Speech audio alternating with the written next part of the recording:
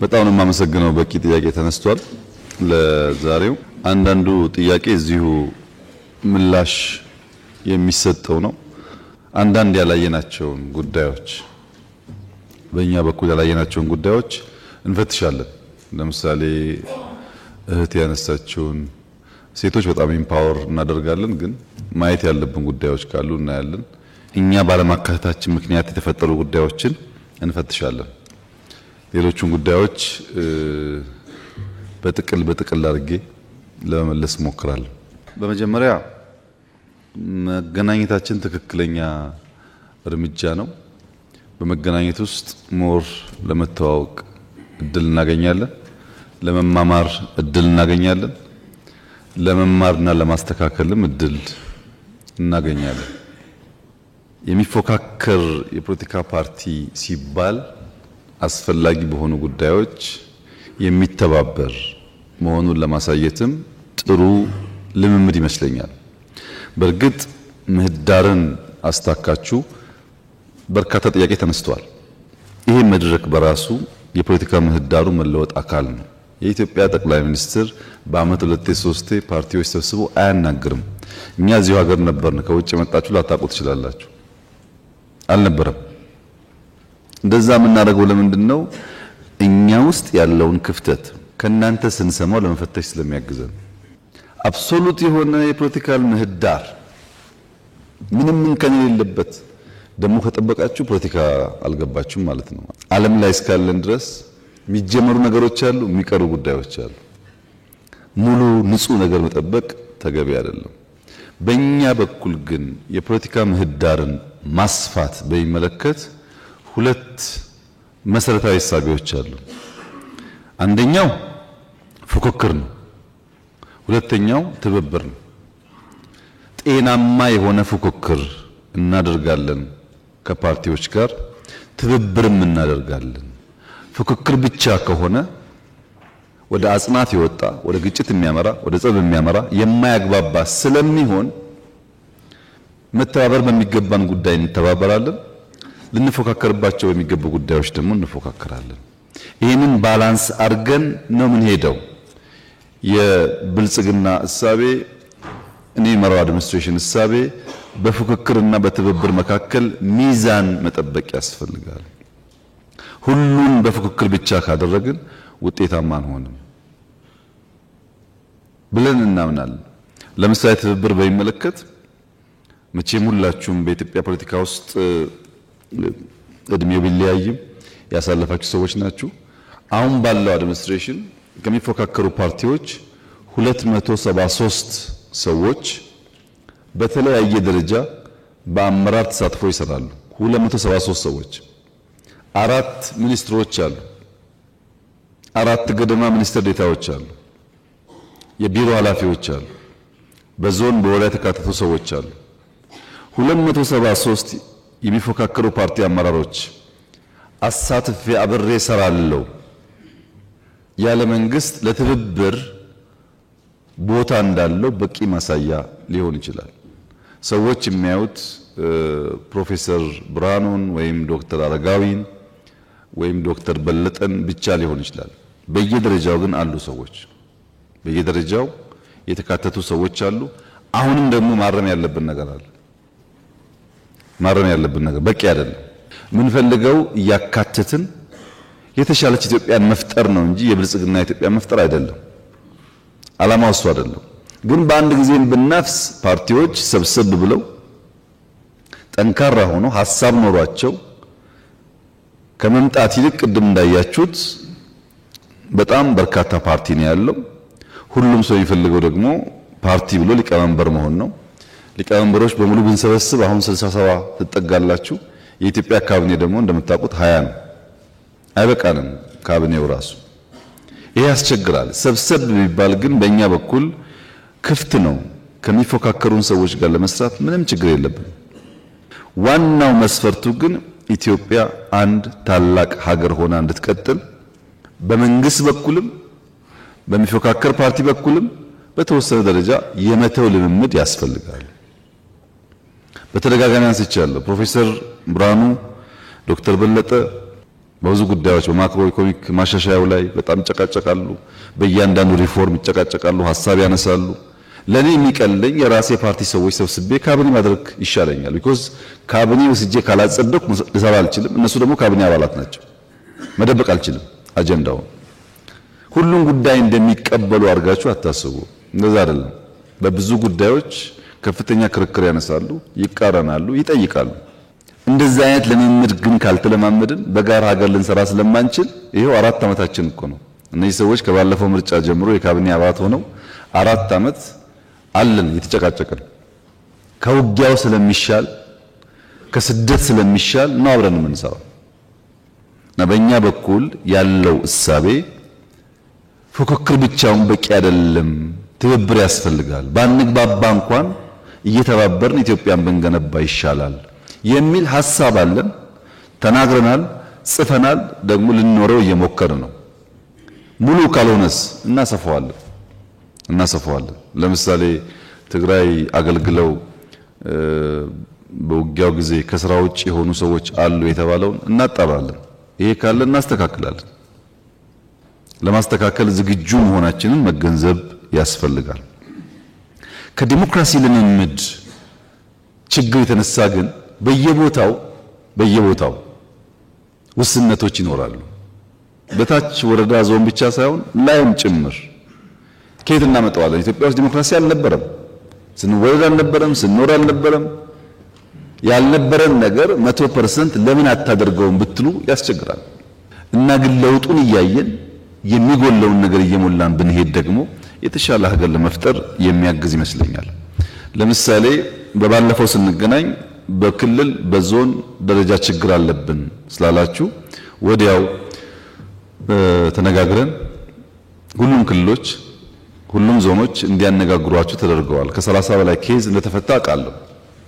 በዛ ውይይት ምርጫ ቦርድ አፕላይ አድርጋችሁ ምርጫ ቦርድ የኛን ተሳትፎ ሲጠይቅ በሚኒስትርና ሚኒስትር ዴታ ብቻ ነው ውክልና የሰጠነው። እስከ ዞን ድረስ ታች ድረስ ስትከሱ ከዚህ ሚኒስትር ወይም ዴታ እየላክን ያ ጉዳይ እንዲጣራ ያደረግነው እንዳይታፈን ስለፈለግን ነው።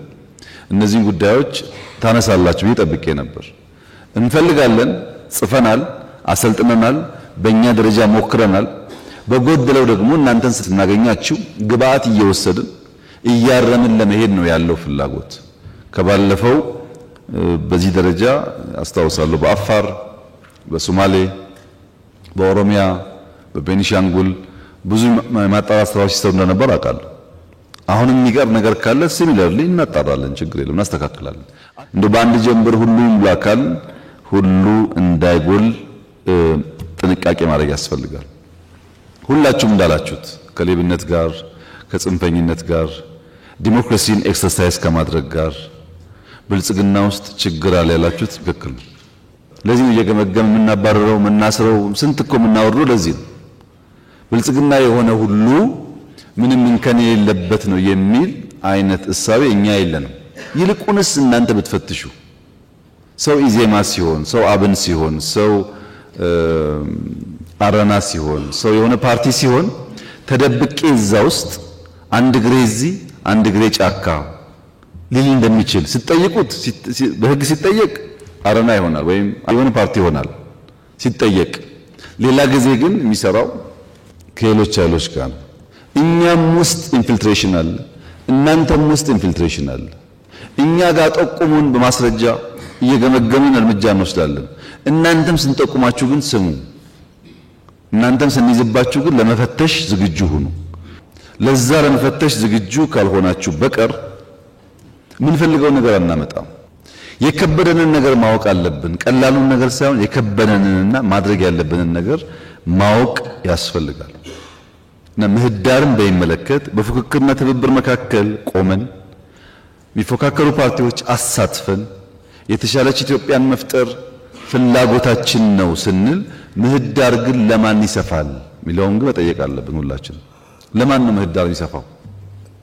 ይስፋ የሚባለው ምህዳር ሐሳብ አንግቦ ሐሳብ ሰንቆ ተደራጅቶ ሐሳቡን ሽጦ በፖለቲካ መድረክ ውስጥ ሚናውን ለመውጣት ለሚፈልግ ሰው ነው ወይስ ሐሳብና ነፍጥ ይዞ ሲፈልግ በነፍጥ ሲፈልግ በሐሳብ ለሚለው ነው። ይህን በደንብ ማየት ያስፈልጋል። ኢትዮጵያ ውስጥ ያለው የፖለቲካ ልምምድ ከተቻለ በኮሮጆ ካልተቻለ በካልቾ ዋናው ነገር 4 ኪሎ ነው። ፖለቲካዊ ብቻ ነው። በኮሮጆም ይሁን በካልቾ የ4 ኪሎ ጉዳይ እስካልተመለሰ ድረስ ዲሞክራሲ ምህዳር ላለመቀበል ዝግጁ የሆነ በጣም ሰፊ ሰው ነው ያለው። እንደነዚህ አይነት ሰዎች ደግሞ እድሜ ልካቸውን ይደክማሉ ብዬ ነው የማስበው። መድከም የለባቸውም። አንደርስታንድ ማድረግ አለባቸው። አሁን ያለው አውድ አይፈቅድም እንደዛ። ቶሎ ብለን አጀስት አድርገን በትክክለኛው መንገድ ህግን ተከትለን ፖለቲካ የምንጫወትበትን ነገር መፍጠር ያስፈልጋል እና የትጥቅ ትግል የማድረግ መብት የሚባል ዴሞክራሲ ዓለም ላይ የለም። ዴሞክራሲ ማለት የምታከብረው ህግ ሲሆን ነው እንጂ ህጉን ሳታከብረው ህጉን እንዲያስከብርልህ መብት መጠየቅ ትክክል አይደለም። ይሄ የትርፍ ጊዜ ስራ አይደለም። በከፊል ፖለቲከኛ፣ በከፊል አሸባሪ፣ በከፊል ጋዜጠኛ፣ በከፊል አሸባሪ፣ በከፊል ብልጽግና፣ በከፊል አሸባሪ እንደዛ አይቻልም። መምረጥ ነው። ይሄ የሚቀላቀልበት ልክ በጣም ሰፊ ነው። ኢትዮጵያ ውስጥ አንድ አባባል አለ። ከስጋው እጾማለሁ ከመረቁ አድርግልኝ የሚባል ነገር አለ። የሚጾም ሰው ከስጋውም ከመረቁም ነው የሚጾመው እንጂ ስጋውን ጾማለሁ መረቅ መረቁን አድርግልኝ ማለት ትክክለኛ አባባል እንዳልሆነ ሁሉ ሲመች በሰላም ሳይመች ሲቀር ደግሞ በኃይል ታገላለው ትክክለኛ ስላልሆነ እኛ ምንፈትሽ መረጃ ባገኘን ልክ እናጠራለን። እናንተም ውስጣችሁን አጥሩ። የጋራ ኃይል የፖሊሲ ዲፈረንስ ቢኖረውም በኢትዮጵያዊነትና ኢትዮጵያን በመገንባት እንብዛም ማይለያይ ኃይል ብንሆን ይሻላል። ይሄ መሆን የሚችለው ግን ብቸኛው ኃይል የመጠቀም ስልጣን የመንግስት እንደሆነ ካመነ በኃይል ጉዳይ ማስፈጸም እንደምንችል እያሰብን ከሆነ አይሆንም። በሕገ መንግስቱ በብቸኝነት ኃይል መጠቀም ስልጣን የተሰጠው ለተመረጠ መንግስት ነው። ያንን መቀበል ያስፈልጋል። አሁን የኛ ነው። ነገ ደግሞ ስታሸንፉ የእናንተ ሊሆን ይችላል። አሁን በእኛ እጅ እያለ አክብሩት፣ በእናንተ እጅ ሲመጣ ደግሞ እኛም እንድናከብረው እንለማመደው። ያ ካልሆነ በቀር ሁላችንም እኩል በኃይል እርምጃ ለመውሰድ እየሞከር የምናስበውን ዲሞክራሲ ኢትዮጵያ ውስጥ ልናመጣ አንችልም። ይሄን ከምህዳር አንፃር ብታስቡበት። ብዙውን ለማቀፍ እየሞከርን ነው። ችግር አለ ስትሉ ተወያይተን እየፈታን ነው። አቶ አደን ባለፉት 6 ወራት 2-3 እንዳገኛችሁ አውቃለሁ። በክልል ውይይት ነበረ። አሁን እናጠናክራለን።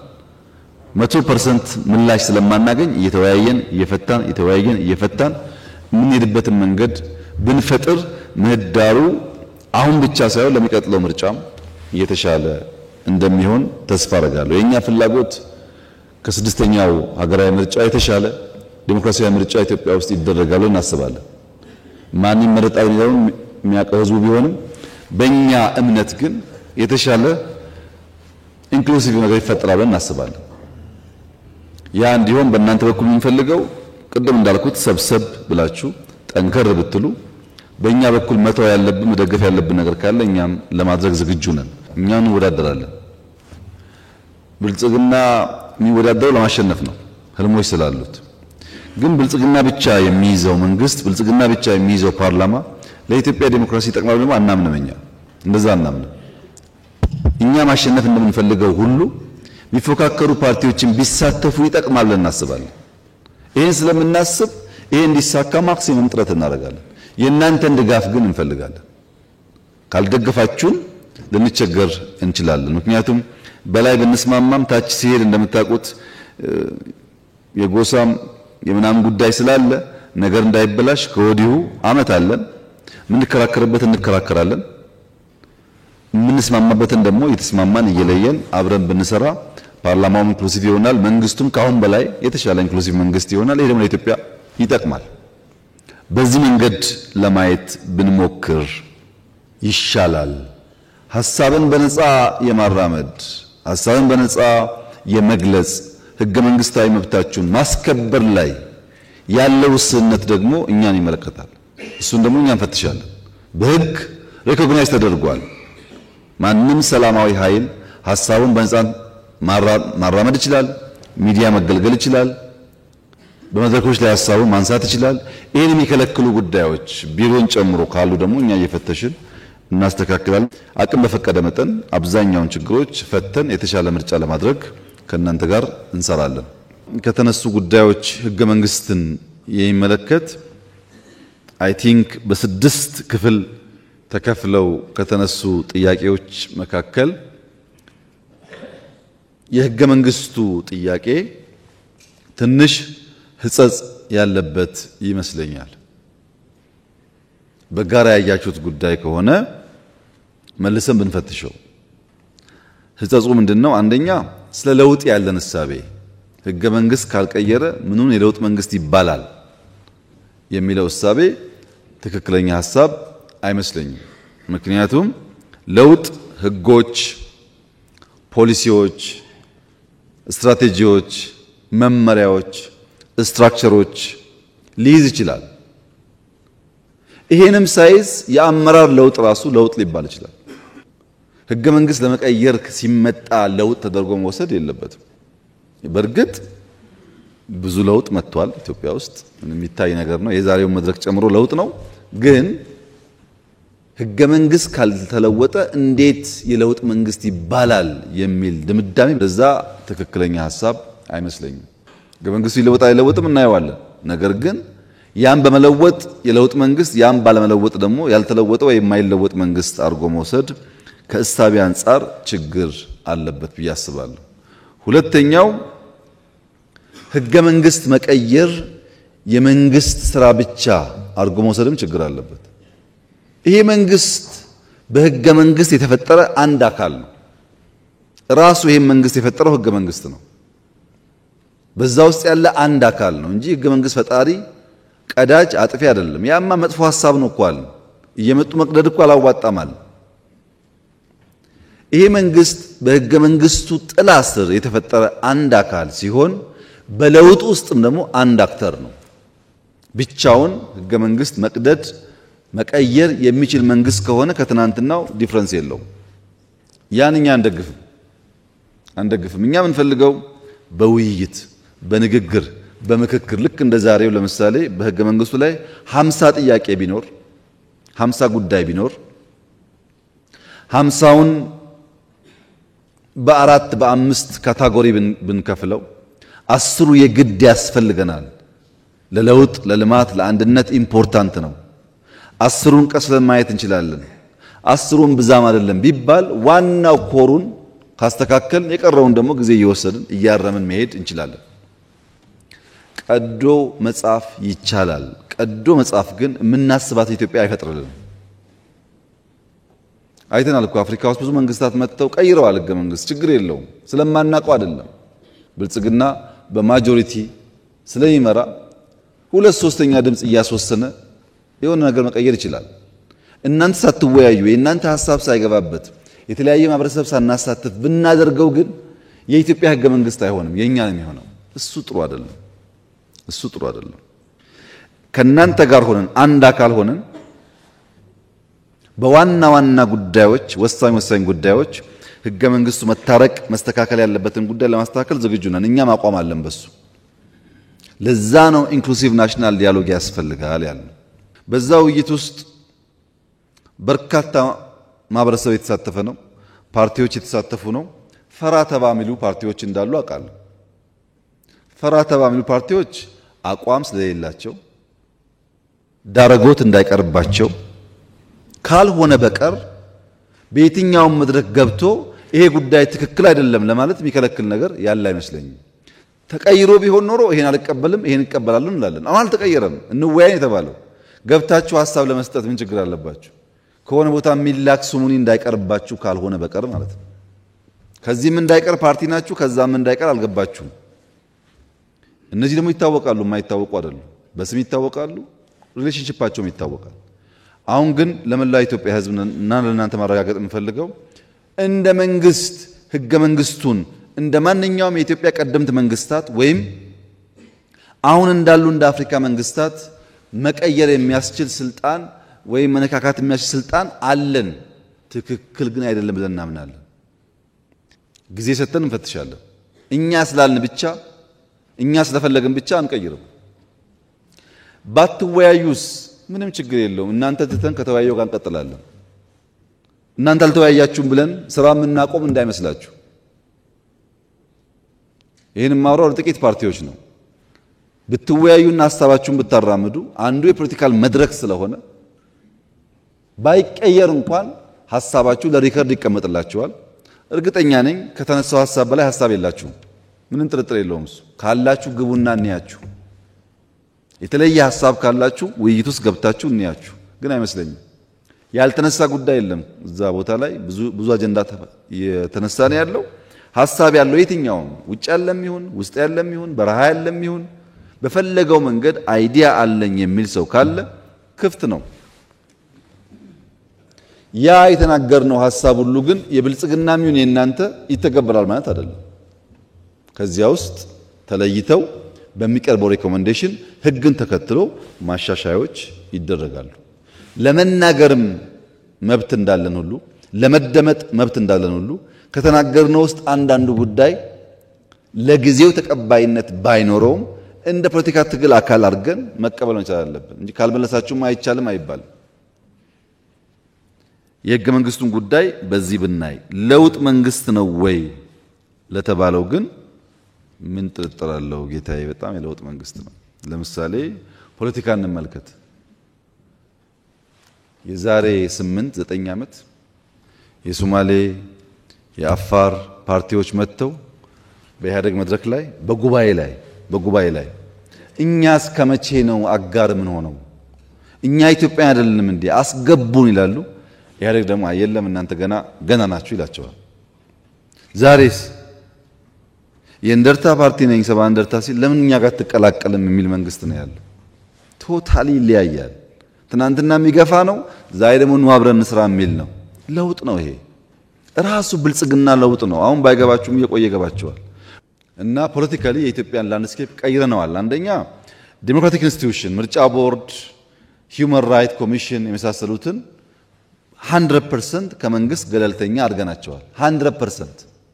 ለምሳሌ በቅርቡ ምርጫ ቦርድ 3 ሰዎች ተጨማሪ ሾሟል። ከፈለጋችሁ ጠይቋቸው። ሰዎቹን የተመረጡ የሃይማኖት አባቶች፣ የሀገር ሽማግሌዎች ነበሩ። መተው ሪፖርት አድርጉልኝ። የሆኑ ሰዎች ሊስት አድርገውልኝ ከዛ ከነዚህ ውስጥ ማንን መረጣችሁ ስላቸው በአንድ ድምጽ 1 2 3 ብሎ ነገሩኝ። እነሱ ያቀርቡትን ሐሳብ 100% ተቀበልኩት። አላቃቸውን ሰዎቹ ነው። እናንተ ከመረጣችሁ እሺ ነው ያልኳቸው። በገቡ 3 ሰዎች ውስጥ ምንም ሚና የለንም እኛ። ሊስት አቀረቡ፣ 3ቱ ይሻላሉ አሉ። አሳማኝ በሆነ መንገድ ሐሳባቸውን አቀረቡ፣ ተቀበልኳቸው። ምርጫ ቦርድ እንደከዚህ ቀደሙ የብልጽግና ነው ቢባል እናንተ የምታምኑ አይመስለኝም። ሌላ ሰው ባያምን አይደለም። ሂውማን ራይት ኮሚሽን እኮ አይታችኋል። እኛ ደሞዝ እየከፈል 1001 ሪፖርት ሲያወጣ አንድ ቀን ለምን ብለን አናውቅም። እንልመደው እስኪ ይሄንን ነገር እንልመደው ብለን አልነካም። ይሄ ነገር ጥቅም አለው ያላችሁ እንደሆነ ጥቅምም ጉዳትም አለው። ይሄንን ባላንስ አድርጎ መሄድ ያስፈልጋል። ፖለቲካሊ ለውጥ አለ። ኢኮኖሚክ ላንድስኬፕ ፖለቲካል ላንድስኬፕ ብቻ ሳይሆን ኢኮኖሚክ ላንድስኬፕ በኋላ መጣበታለሁ። ሰፊ ለውጥ አለ። ድሮ የነበረው እኮ ግብርና መር ልማት ነው። አሁን ግብርና መር እኮ አይደለም። ግብርና መር፣ የማይኒንግ መር፣ አይሲቲ መር፣ ቱሪዝም መር፣ ኢንዱስትሪ መር ብዝሃ ዘርፍ ነው። ለውጥ ነው ይሄ። በፖሊሲም በስትራቴጂም በሐሳብም በጣም ልዩነት አለው። ማህበራዊ ዘርፍ ሌላው ቢቀር ትምህርት ፍኖተ ካርታ አልተዘጋጀም እንዴ? የፈተና ስርዓት የፈተና ክፍል ደረጃ አልተቀየረም? ብዙ ለውጥ እኮ አለ በሁሉም ሴክተር። ያ ስላለ ሪፎርም በራሱ ኢትዮጵያ ውስጥ የደርግ መንግስት ሲመጣ የኃይለ ሥላሴ መንግስት እንደ ስርዓት ማፍረስ ብቻ ሳይሆን በርከት ያሉ ሲኒየር አመራሮች ካልሞቱ በቀር መቀጠል አልችልም ብሎ በአንድ ጀንበር ገሎ ከሻለቃ በላይ ያለ ማንኛውም ሰው አያስፈልገኝም ብሎ አስወግዶ ነው ሬቮሉሽን የቀጠለው። በኢህአደግ መንግስት የመጣን እንደሆነ ከሻለቃ በላይ ሳይሆን ከወታደር በላይ አያስፈልግም ብሎ መከላከያውን አፍርሶ 100% አፍርሶ ተቋም አፍርሶ ነው የቀጠለው። አጋርና ወገን ብሎ ከፍሎ እኛ ከመጣን በኋላ በወታደርም ይሁን በፖለቲካ በውጭ ያሉም ይሁን በውስጥ ያሉ በመከላከያ ውስጥ አቅም ሙያ ያላቸው የወጡም ጭምር መልሰን እና ኢትዮጵያ የተቋም እየገነባን ያለነው ለውጥ ነው። ሪፎርሙ በራሱ የቀደመን ተቋም አናፈርስም፣ የጎደለውን ሞልተን እንቀጥላለን የሚለው በራሱ ሪፎርም ነው። ትናንት አይታችኋል እኮ ፓላሱ። አሁን ስትሄዱ ጎንደር የምትሄዱ ሰዎች ፋሲል ተመልከቱ፣ ጅማ የምትሄዱ አባጅፋር ተመልከቱ፣ ደቡብ የምትሄዱ አላላኬላ ተመልከቱ። የጥንት እኮ ናቸው። ለምን ይፈርሳሉ? ሀብት ናቸው ብለን የገነባ ነው። በሃይማኖትም ብትፈልጉ ላሊበላ መልሰን ለመጠገንና ለማሻሻል በጣም ከፍተኛ ስራ ይሰራ ያለ ነው። አክሱምም ጀምረን ነበር። ራሴ ሄጄ ከጣሊያን መንግስት ጋር ሞክረን ነበር፣ አልተሳካም እንጂ ሁሉም የኢትዮጵያ ሀብቶች አባቶቻችን የሰሯቸው መጠገንና መሸጋገር አለባቸው። ሰላም በሚመለከት ብዙ ሀሳብ አንስታችኋል። ሰላም ቢመጣ ብትሰሩበት ይበልጥ ብትጥሩ ብላችሁ ለሰላም ያላችሁን ጉጉት በአክብሮት ነው ማየው። በተለይ ሁላችሁንም ሳይሆን ከልባችሁ ሰላም የምትመኙ እና ኢትዮጵያ ሰላማዊ እንድትሆን የምታስቡትን በአክብሮት ነው ማየው። አንዳንዶቻችሁ ደግሞ ከምትጠይቁኝ ከኔ በላይ አክሰስ ላላችሁ ከኔ በላይ ስለምትወዳጁ ከነሱ ጋር ለምን መክራችሁ አትመልሷቸውም?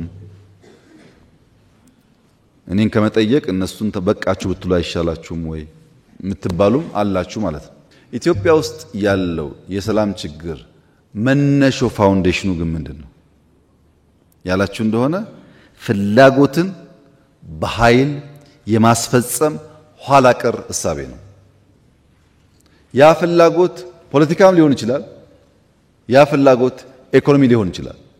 ልክ ሲፈልግ ሰውየው ፖለቲካ ካላነገትኩ በስተቀር ክላሽ ፍላጎቴ አይሳካልኝም ብሎ ያስባል። ጥቅም ከሆነም ፖለቲካውን ሸፍኖ ካላገትኩ በስተቀር በክላሽ ብሎ ያስባል።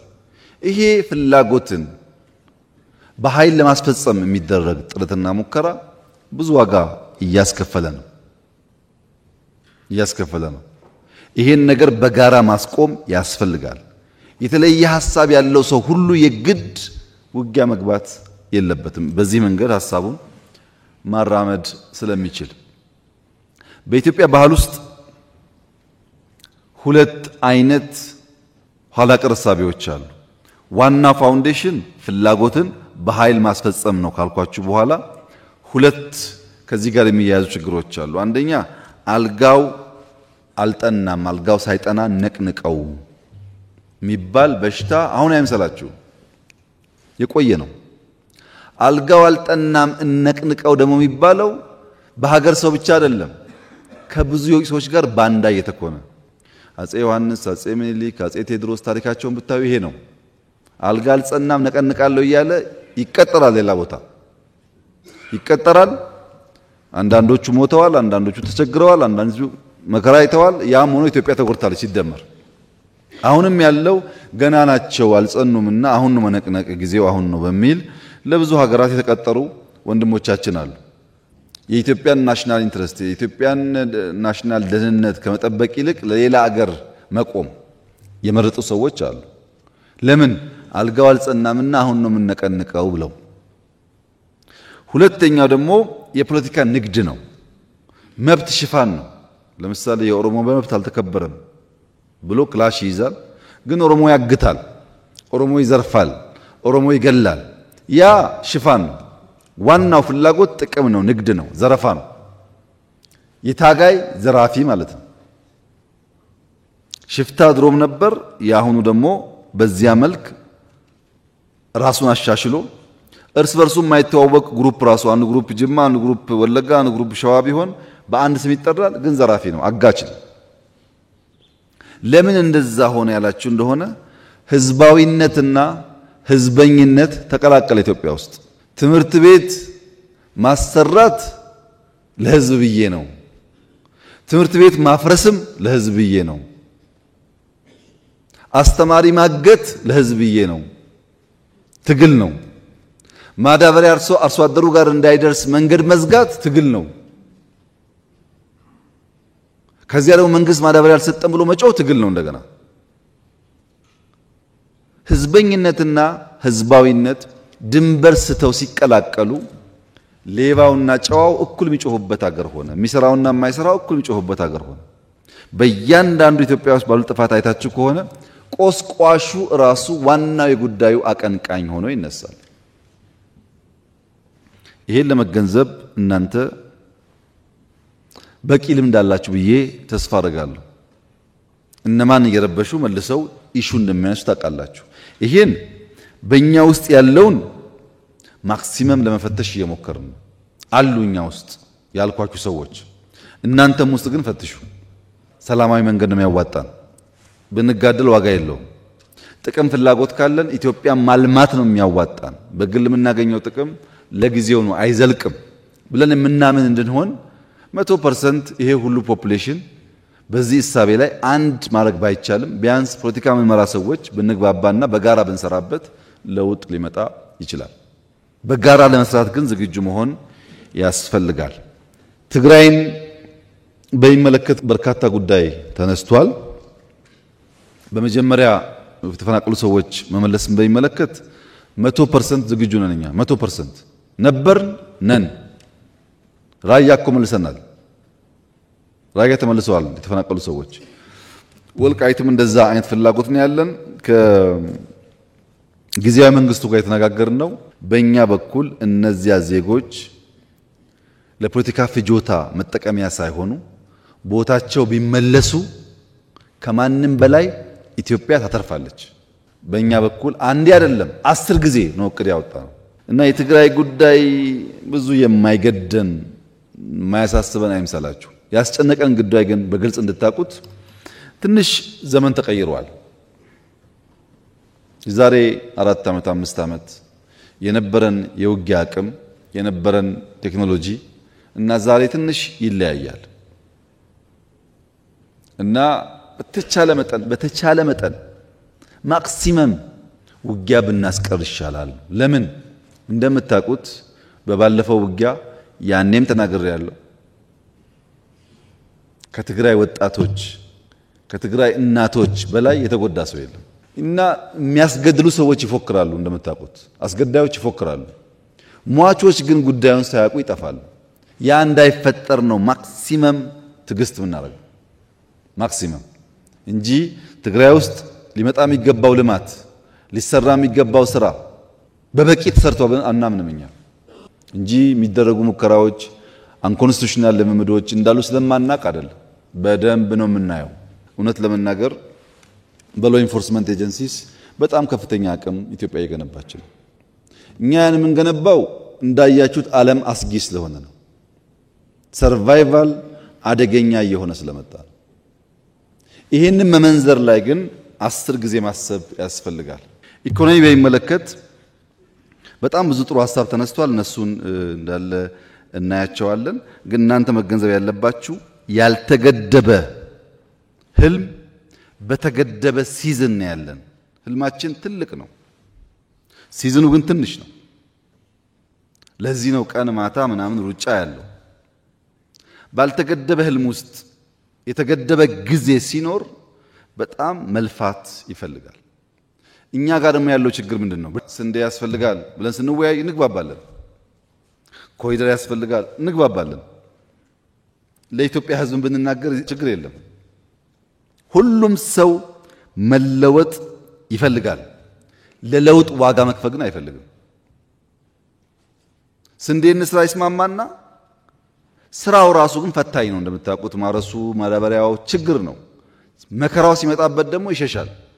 ያን ቆሻሻ ከተማ የማይጠላ አንድ ሰው የለም እዚህ ውስጥ። አንድ ሰው ማን ቆሻሻ ይወዳል? መለወጡን ይፈልጋል። ሲለወጥ ያለውን አድካሚ ጉዞ ግን ሰው አይፈልግም። ይሄ ሰው ባህሪ ነው። እኛም ጋር እናንተም ጋር ሁሉም ሰው ጋር አለ። ከተማ ይጽዳ ካልክ ፈተና የግድ ነው። እርሻ ካልክ ፈተና የግድ ነው። ማክሮ ኢኮኖሚክ ስብራቱ ይጠገን ካልክ አሁን ያለው ፈተና የግድ ነው። ቻሌንጁን ጠልተን ፈተናውን ጠልተን የሚያምረውን ነገር ለመያዝ ከፈለግን ግን አይሳካልንም ማለት። አይሳካልንም። ለምሳሌ ማክሮ ኢንፍሌሽን ተነስቷል፣ ስራ ተነስቷል፣ የንግድ ሚዛን ጉዳይ ተነስቷል። እዳ አላነሳችሁም፣ ሪዘርቭ አላነሳችሁም። ለምሳሌ እህቴ ኢኮኖሚ ላይ ስራለሁ ስላልሽ ከለውጡ በፊት በየቀኑ የኢትዮጵያ ሪዘርቭ ዲክላይን እያደረገ ትንሽዬ ችግር ብታጋጥም ምን ማድረግ እንደምንችል ወደማናቅበት ደረጃ ደረሰል። አሁን ከማክሮ ኢኮኖሚክ ሪፎርም በኋላ የኢትዮጵያ ሪዘርቭ ቢያንስ 3 እጥፍ አድጓል። ምን ማለት ነው ይሄ? ነገ አንድ ነገር ቢያጋጥመን ለተራዘመ ጊዜ የሚያቆይ ጉዳይ አለ ማለት ነው። የማናቃቸው ፈተናዎች ከመጡ እንደ ሀገር ሰርቫይቭ ማድረግ አለብን። ሪዘርቭ ያስፈልገናል። አሁን ያለ ሪዘርቭ በኢትዮጵያ ታሪክ ኖሮን አያውቅም። እኔ ከመጣሁበት ቢያንስ 3 እጥፍ ሪዘርቭ አድጓል። አንዱ የምንፈልገው ይሄንን ነው። ሁለተኛ ኤክስፖርት፣ ባለፈውም ተናግሬዋለሁ። የኢትዮጵያ ኤክስፖርት ከ8 ቢሊዮን ያልፋል በዚህ ዓመት። ሌሎቻችሁ ምን ያክል እንደምታዩት አላውቅም። አሁን ላንቺ ነው የምናገረው። እንደምታውቂው የኢትዮጵያ ኤክስፖርት 4 ቢሊዮን መድረስ መከራው ነበር። 8 ቢሊዮን የሚሉን አቅለን ማየት የለብንም። እውነት ለመናገር በየቀኑ ተሰርቶ የመጣ ውጤት ነው። እቅዱ 5.5 ነው፣ ያሳካነው ከ8 በላይ ነው። ይሄ ትልቅ ሰክሰስ ነው። እዳ ታውቃላችሁ፣ የዚህ ነገር እዳም እንደነበረ አሁን 13% ደርሷል። በእርግጠኝነት በሚቀጥሉት ዓመታት ከ10 በታች እናደርገዋለን። ለምን? እኛ ላይ ያረፈው ዱላ የሚቀጥለው መንግስት ላይ ማረፍ የለበትም። እኛ እኮ የደረሰብን ችግር ባቡር ተበድረው፣ ሱካር ተበድረው፣ ምናምን መንገድ ተበድረው ባቡሩ እንኳን እዳ ሊከፍል ተውና የሰራተኛ ደሞዝ አይከፍልም። የኛ ባቡር የሱካር ብድር ሌላውን ተውት። ወንጂ 60 ዓመት የቆየው ፋብሪካ ሂዱና ቼክ አድርጓሳችሁ 60 ዓመት ቆይቷል። ለሰራተኛ ደሞዝ መክፈል አቅቶት ተበተን ሰራተኛ። እዳ ግን አለ። እኛ የደረሰብን ፈተና የሚቀጥለው መንግስት ጋር መድረስ የለበትም በሚል የተሰራው ለትውልድ ነው የተሰራው። ይሄ ለእናንተም ሊያኮራችሁ የሚገባ ጉዳይ ነው። ንግድ ሚዛን ላይ በጣም እየጠበበ ነው። አሁን ዘንድሮ 8 ያሳካ ነው። በሚቀጥለው ፈጣሪ ያግዞን እናንተም በርተታችሁ 10 ምናምን ከገባን የኢትዮጵያ ዋናው ችግር አንደኛ ነዳጅ ነው 5 ቢሊዮን ገደማ፣ ሁለተኛው ማዳበሪያ ነው 1.5 ገደማ፣ ሶስተኛው ከባድ ነገር እዳ መክፈል ነው 2 ቢሊዮን ዶላር ገደማ። 8 አለ ማለት እነዚህ ሴኪዩር ሆኑ ማለት ነው። ይሄን ነው ማክሮ ያመጣው። የፖለቲካ ምህዳር ብቻ ሳይሆን የኢኮኖሚ ምህዳር አስፍተን ፕራይቬት ሴክተር እሳቸው እንዳሉት ሳይሆን ፕራይቬት ሴክተር በጣም ኢንክሬጅ አድርገን ከዚህ ቀደም ኢንዱስትሪያል ፓርክ መንግስት ነበር የሚሰራው። አሁን የግለሰብ ኢንዱስትሪያል ፓርኮች ኢትዮጵያ ውስጥ አሉ። ሆኖ አያውቅም። ይሄ እንዲህ አይነት አሰራር ግለሰቦች እንደምናስበው አይደለም። ለምሳሌ የሲሚንቶ ምርት በብዙ ፐርሰንት አድጓል በዚህ ዓመት ሰምታችሁ ይሆናል። ማንም ያመርተው ግለሰብ እኮ ነው። እና ግለሰቦች ብዙ ሀብታሞች የተፈጠሩ ነው። እነዚህ ሀብታሞች ብቻቸውን እንዳይወነጨፉና የተለየ ድጋፍ የሚያገኙ እንዳይሆኑ ጥንቃቄ አድርገን እንምራው እንኳን ቢባል ነው የሚሻለው እንጂ ፕራይቬት ሴክተሩ በጣም ሰፊ እድል ነው ያገኘው። ኢምፕሎይመንት በዚህ ዓመት ቢያንስ 4.5 ሚሊዮን ሰው ስራ ይዛል። ውጭ ሀገር ሌላውን ተውት፣ የሀገር ውስጥ ስለምትጠራጠሩ የውጭ ሀገር ስራ ስምሪት እኮ ግማሽ ሚሊዮን ሰው ልከናል።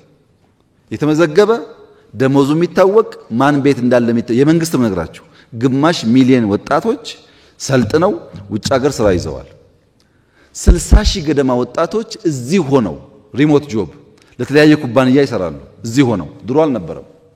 በቂ ነው ወይ? አይደለም። ዓለም ላይ ያለ ኬዎስ ነው። እኛ ውስጥ ያ ችግር አለ። እንዴት እንፍታው ነው እንጂ ብንመጻደቅበት ዋጋ የለውም ነገርየው። ኢንፍሌሽን አምናና ዘንድሮ ቢያንስ በግማሽ ቀንሷል ኢትዮጵያ ውስጥ ቢያንስ በግማሽ። ኢንፍሌሽን ላይ የተከተለው ምንድነው? 3 ነገር ነው። አንደኛ ማምረት፣ ስንዴ ማምረት፣ ሩዝ ማምረት። ሁለተኛ መደጎም፣ አምርተንም ደግሞ እጃጠር ሰዎች ስላሉ እንደጎም ብለን 350 ቢሊዮን ብር በዚህኛው ዓመት ደጉመናል። ለነዳጅ፣ መድኃኒት፣ ለሴፍቲ ኔት ማዳበሪያ ተደጉሟል በዚህ ዓመት። ሶስተኛው ደግሞ ማሳለጥ ነው። አንዳንዴ ምርቱ እያለ ፈላጊና ተፈላጊ ስለማይገናኙ ዋጋ ውድ ይሆናል። አዲስ አበባ ላይ ታቸዋል 4 ዓመት ተሰርተናል። አርሶ አደሮች አምጥተው የሚሸጡባቸውን ቦታዎች 1000 በላይ to be exact 1480 ገደማ ሰንደይ ማርኬት ተፈጥሯል ኢትዮጵያ ውስጥ። ይሄን ደግሞ እያሰፋን ሄደን ፈላጊና ተፈላጊ የሚሸጥና የሚገዛ ነገር እናገናኝ ነው።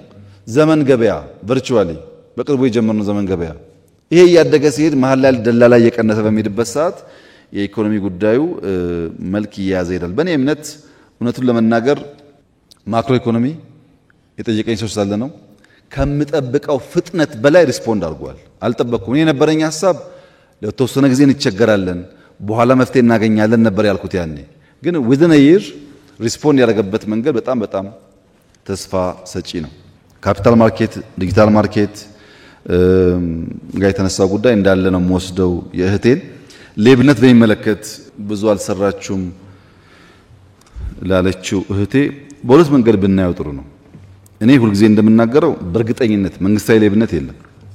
ይሄን ማው ለፖለቲካ ነው ከልቤ ነው የምናገረው። መንግስታዊ ሌብነት የለም። ነገር ግን ሌብነት እንደምታውቂው ውስብስብ ነገር ነው።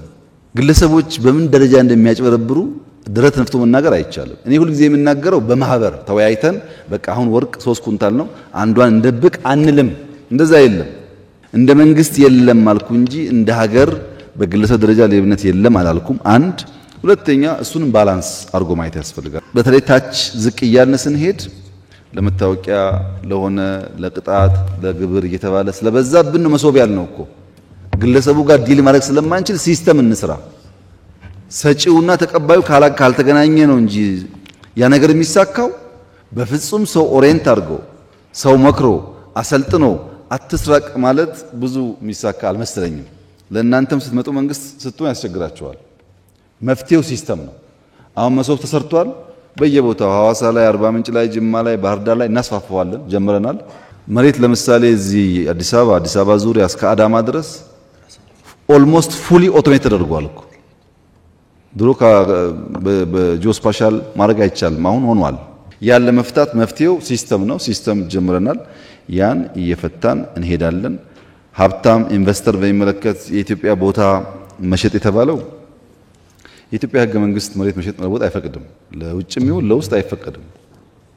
ከየት እንደመጣ ሐሳቡ አልገባኝ። እኛ የፈቀድነው በሪል ስቴት በሊዝ ቤት መግዛት እንዲቻል ነው።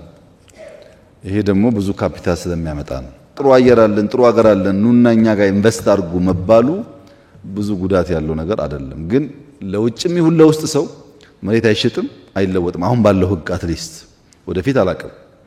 ቤት ግዙ ነው ያልነው። ቤት ማለት ጣራና ግድግዳ ግዙ ነው ያልነው። ይሄ መጥፎ ነገር አይመስለኝም እና እንዴት እንዳያችሁት ባላቅም ጠቃሚ ነገር ነው። ንግድ ላይ ኢንቨስትመንት ላይ አፕሮቻችን ግን መርጠን ነው ሄድ ሃንት የምናደርገው። ብቃት ያለው ሀብት ያለው ሰው አምጥተን ነው የምናግዘው። ዝም ብሎ በጅምላ ጅማሮ ጥሩ ነው ብለን ብንወስድ እናንተም በዛ ብታግዙ ጥሩ ነው። ትምህርት በሚመለከት፣ ሴቶች በሚመለከት፣ ስልጠና በሚመለከት ብዙ ስራ የተሰራ ያለው ጊዜ ሲኖራችሁ ራሱ የትምህርት ሚኒስቴር ሊያስረዳችሁ ይችላል። በሪፎርሙ በትምህርት ቤት ግንባታው በተለይ ኤርሊ ቻይልድ ኤጁኬሽን ተብሎ ከ30 ሺህ በላይ መዋዕለ ሕጻናት ተገንብቷል። ሰፊ ስራ ነው የሚሰራው። ግን ይሄ ኢንቨስትመንት ኦቨርናይት ውጤት የሚያመጣ አይደለም። እዛው ላይ ሴቶች ኢምፓወርመንት በሚመለከት እኛ ጋር ብዙ ሞክረናል። እውነት ለመናገር ተቃዋሚ ፓርቲ ላይ ሴቶች ሆነው በአቅም ግንባታ የሚታገዙ ካሉ 100% ዝግጁ ነን። እኛ እዛው ባላችሁበት ስልጠና የውስጥም የውጭም ለማገዝ በጣም ዝግጁ ነን። አካል ጉዳተኛ የተነሳው ጥያቄ ዝም ብዬ በወስደው ወንድሜ ከኋላ ያነሳው ዝም ብዬ በወስደው ብንሰራበት ይሻላል። ላንተ ግን ለመረጃ እንዲሆን ትንሽ ማስተካከያ የሚያስፈልገው እዚህ አስኮ አካባቢ የኢትዮጵያ አካል ድጋፍ ሰርቪስ የሚባል ተቋም ነበር። እግር፣ እጅ እንደዚህ የሚሰራ ታቆ ከሆነ አላቅም እና ራሴ ሄጄ ፋብሪካው በጣም ኋላ ቀር ስለነበረ ሞደርን ፋብሪካ የሰራ ነው። የኢትዮጵያ አካል ድጋፍ አገልግሎት ይባላል። መጎብኘት ይችላል። ያ ለብዙ ሰዎች ለምሳሌ ድሮ የነበረው እግር አይተጣጠፍም፣ ይከብዳል፣ አስቸጋሪ ነው። የነዚህ ግን እንደዛ ፕላስቲክ ነው፣ በጣም ቀላል ነው። እግር የመሰለ ነው። ሲለብሱ ደግሞ አይታወቅም፣ ያራምዳቸዋል። ይሄን ኢትዮጵያ እያመረተች ነው ያለችው። ደግፈን የሰራ ነው። ጎብኝታችሁ ከሆነ አላቅም። የብላይንድ ስኩል አዲስ አበባ የሰራ ነው በፈርስት ሌዲ ኦፊስ። ምንም ጥርጥር የለውም አፍሪካ ውስጥ የለም።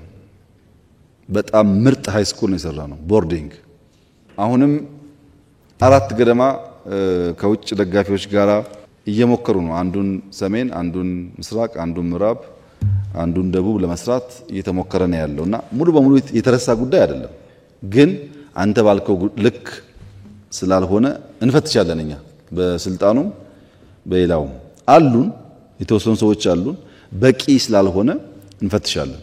በሴቶች ልክም ባይሆን ማሳተፍ አለብን። ቁጥሩ እንዳልከው ቀላል ስላልሆነ ዲፕሎማሲ በሚመለከትና ቀይ ባህር በሚመለከት የኛ አቋም ለኤርትራም ለጅቡቲም ለሶማሊያም የሚጠቅመው ሰላማዊ ኢትዮጵያ ካለች የለማች ኢትዮጵያ ካለች ነው። የለማች ኢትዮጵያ ከሌለች ያው ችግር መሆኑ አይቀርም። ኢትዮጵያ ትልቅ ሀገር ናት። ትልቅ ፖፑሌሽን ነው። ትልቅ አቅም አለው። ይሄ አቅም ለጥፋትም ለልማትም መዋል ይችላል። ወደ ጥፋት እንዳይሄድ ወደ ልማት እንዲሄድ ወደ ትብብር እንዲሄድ በእኛ ዙሪያ ያሉ ሀገራት የኢትዮጵያ ሰላም ግድ ነው፣ ሰላም ካልሆነች እንጎዳለን ብለው ማሰብ ይኖርባቸዋል። ለዚያ ጥያቄው በህጋዊ መንገድ ተነስቷል። እያየነው ነው፣ እናየዋለን። እናንተም እኔም ለሰላም ቅድሚያ እንስጥ።